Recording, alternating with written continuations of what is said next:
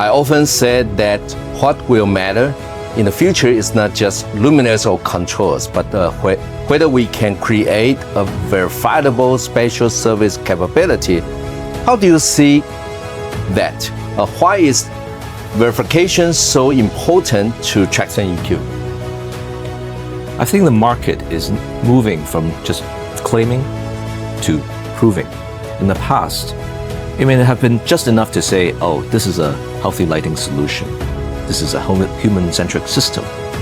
And that scene is better for users. But I think going forward, owners, designers, and operators will ask this main question. What is the basis for that?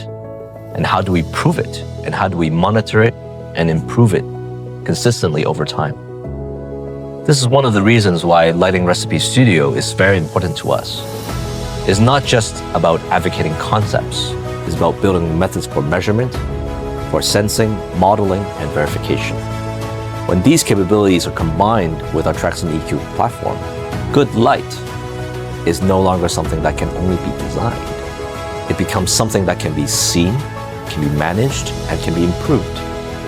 And that matters greatly when we talk about the market and how we communicate with the market, as well as it allows us to move from abstract language to evidence-based value.